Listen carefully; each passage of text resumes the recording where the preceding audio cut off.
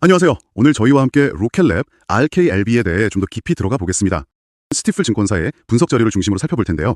로켓랩이 과거에는 이 소형 발사체 전문 기업이었잖아요. 지금의 모습으로 어떻게 이렇게 변화해 왔는지, 또 그 핵심 동력은 무엇인지 한번 자세히 이야기 나눠보겠습니다. 가장 먼저 궁금한 건 이겁니다. 로켓랩의 비즈니스 모델이요, 과거랑 비교해서 얼마나 더 탄탄해졌다고 봐야 할까요? 네, 아주 좋은 질문이십니다. 로켓랩은 크게 봤을 때 두 가지 축으로 사업 구조를 훨씬 더 견고하게 만들었다고 할 수 있어요. 첫 번째는 역시 많은 분들이 아시는 발사 서비스입니다. 이미 소형 위성 발사 시장에서는 일렉트론 로켓으로 확실한 리더십을 구축했죠. 성공 기록도 많고요. 그리고 현재 개발 중인 중용 발사체 뉴트론을 통해서는 이제 더 큰 위성, 그러니까 더 넓은 시장으로 나아갈 준비를 하고 있는 거고요. 일렉트론은 이미 검증됐고 뉴트론으로 이제 확장을 꾀한다, 이 말씀이시군요. 네, 맞습니다. 그리고 두 번째 축이 사실 이게 요즘 로켓랩을 볼 때 더 중요해지고 있는 부분인데 바로 우주 시스템 사업입니다. 여기가 정말 주목할 만한 변화인데요. 로켓랩은 단순히 로켓만 쏘는 회사가 아니에요. 이제 위성을 설계하고 또 거기에 들어가는 부품 만들고 심지어 위성 자체를 제작하고 발사 후에 운영까지. 그러니까 위성 사업의 거의 모든 단계를 다 아우르려는 거죠. 이걸 위해서 아주 공격적으로 M&A를 진행했습니다. M&A요? 어떤 회사들이 인수했나요? 네, 과거에 보면 ASI 에어로스페이스라든지 솔라에어로, PSC 같은 회사들을 인수했고요. 최근에는 또 마이나릭이나 지오스트 같은 기술력 있는 회사들 인수를 추진하고 있죠. 이 우주 시스템 사업이 중요한 이유는 발사 서비스보다 마진율이 더 높아요. 그리고 한 번 계약하면 꾸준히 수익이 발생하는 그런 경향이 있거든요. 반복적인 수익이죠. 그렇군요. 마진도 높고 안정적인 수익원 확보에 유리하다. 그렇죠. 그래서 로켓랩의 큰 그림은 이거예요. 일단 발사 서비스로 고객을 유치하고 그 고객들에게 위성 부품이든 완제품 위성이든 아니면 운영 서비스든 이런 우주 시스템 사업 부문의 서비스를 연결시키는 거죠. 이걸 이제 엔드 투 엔드, 처음부터 끝까지 다 책임지는 통합 솔루션이라고 부르는데 이걸 제공하겠다는 전략입니다. 상당히 야심찬 전략인데요. 실제로 그럼 매출 비중 변화도 있나요?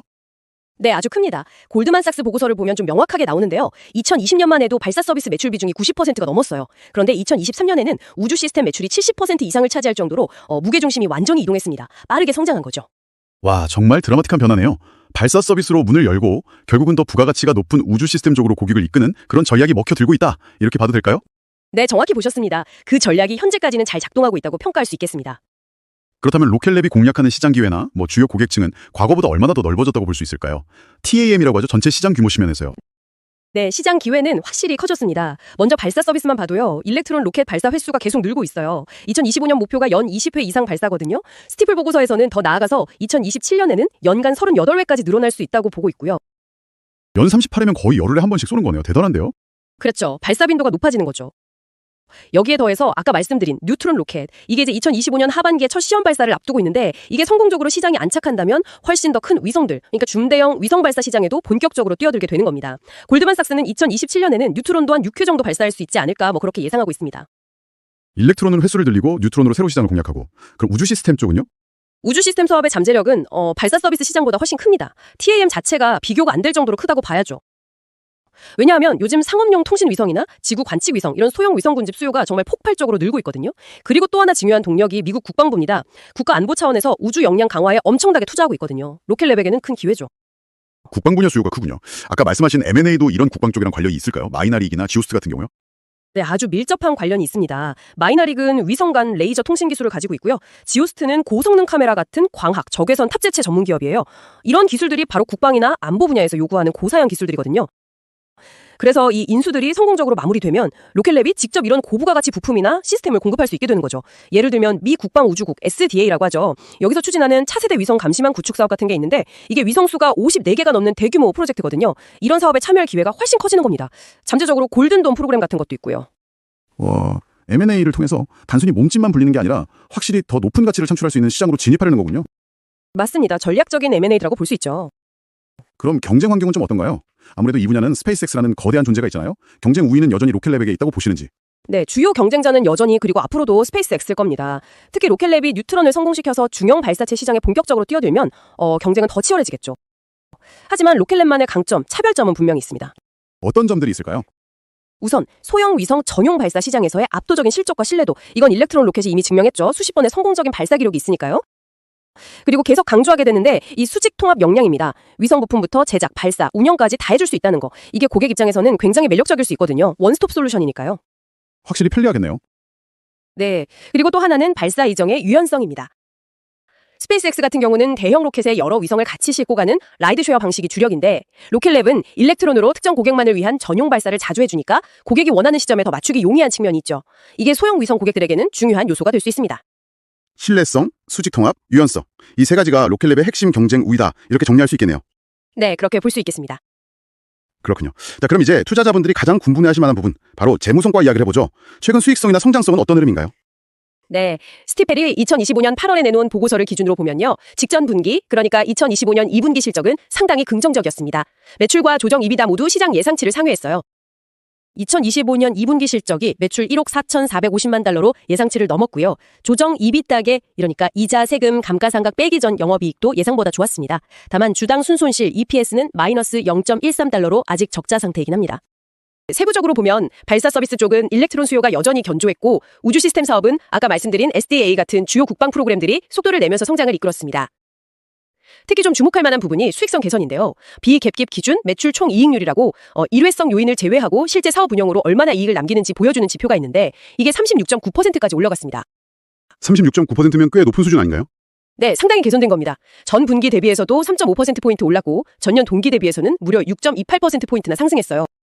와, 수익성이 눈에 띄게 좋아지고 있네요. 뭐 때문이죠? 하나는 발사 횟수가 늘어나면서 공장 가동률 같은 게 올라가고 고정비 부담이 줄어드는 효과가 있고요. 다른 하나는 평균 판매 단가, 즉 ASP가 상승한 영향입니다. 더 비싼 계약들을 따내고 있다는 거죠. 긍정적인 신호네요. 하지만 아직 전반적으로는 이익을 내는 단계는 아니라고 하셨죠?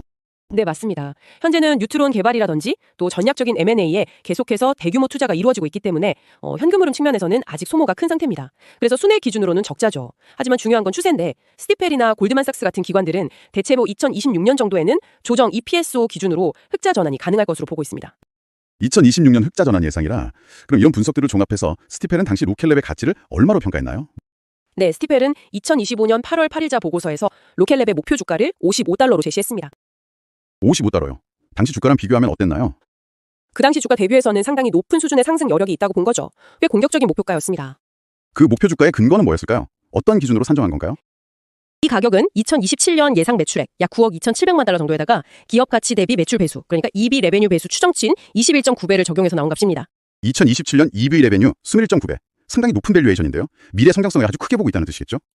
네, 그렇습니다. 스티펠이 이렇게 높게 평가한 근거들을 좀 보면 일단 꾸준한 실적 모멘텀, 앞서 말씀드린 2분기 실적 호조어 같은 거죠. 그리고 뚜렷한 마진 개선 추세. 또 뉴트론 개발이 순조롭게 진행되고 있다는 점, 특히 뉴트론이 향후에 미 국방부의 주요 발사 사업인 NSSL 프로그램에 참여할 가능성이 있다는 점도 긍정적으로 봤고요. 마지막으로 역시 성공적인 전략적 M&A, 마이나릭이나 지오스트 인수를 통해서 국방 분야 고가치 프로그램 참여 기회를 확대하고 최종 제품 공급업체로서의 입지를 강화했다는 점 등을 높이 평가했습니다. 그렇군요. 여러 긍정적인 요인들이 목표 주가에 반영된 거네요. 하지만 투자는 항상 빛과 그림자가 있으니까요. 로켓랩 투자 시에 특별히 유의해야 할 위험 요인으로는 어떤 것들을 짚어볼 수 있을까요? 네, 당연히 위험 요인도 고려해야 합니다. 스티펠 보고서에서도 지적하고 있고요. 몇 가지 중요한 점들이 있는데요. 첫째는 역시 뉴트론 로켓입니다. 이게 로켓랩 미래 성장의 핵심 동력인데 만약 개발이 지연되거나 혹은 상업화 이후에 기대만큼 성능이 나오지 않거나 실패할 가능성, 이게 가장 큰 위험 요인 중 하나죠. 둘째는 발사 자체의 위험입니다. 아무리 일렉트론 성공률이 높다고 해도 로켓 발사라는 건 본질적으로 실패 가능성을 안고 있거든요. 만약 발사 실패가 발생하면 회사의 신뢰도 하락은 물론이고 이후 발사 일정에도 차질이 생길 수밖에 없습니다. 셋째는 역시 경쟁 심화입니다. 특히 스페이스X와의 가격 경쟁이나 기술 경쟁이 더 치열해질 수 있다는 점을 염두에 두어야 하고요. 다른 신생 발사 업체들도 계속 나오고 있고요. 네 번째는 재무적인 부분인데요. 지속적인 투자로 인해서 현금 흐름에 계속 부담이 생길 수 있고 아까 말씀드린 수익성 개선이나 흑자 전환 시점이 예상보다 늦어질 가능성도 배제할 수 없습니다. 마지막으로는 거시 경제 상황이나 정부의 우주 관련 예산 변동성 같은 외부 변수들, 이런 것들도 실적에 영향을 줄 수 있겠죠. 뉴트론 개발 지연, 발사 실패 가능성, 경쟁 심화, 현금 흐름 압박, 외부 환경 변화. 이렇게 정리할 수 있겠네요. 투자자분들께서는 이런 점들을 꼭 유념하셔야겠습니다. 자, 그럼 이제 마지막 질문입니다. 이런 여러 위험 요인들에도 불구하고 로켓랩이 추구하는 그 장기적인 목표, 엔드투엔드 우주 솔루션 기업이 되겠다는 그 비전은 여전히 유효하다고 보시나요? 그리고 그 성장 전략은 무엇일까요?